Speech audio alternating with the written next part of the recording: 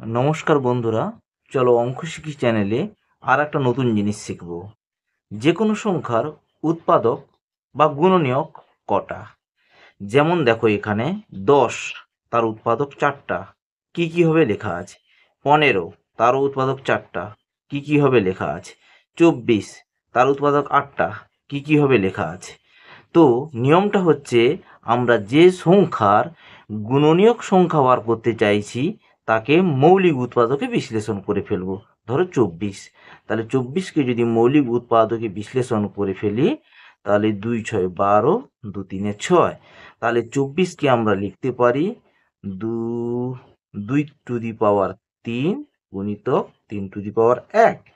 এবার সূত্রটা হচ্ছে, এই যে পাওয়ার বা ঘাত দেখতে পাচ্ছ, 3 যুক্ত 1 গুণিতক 1 যুক্ত 1 সমান 3 1 4, 2 সমান 8টি।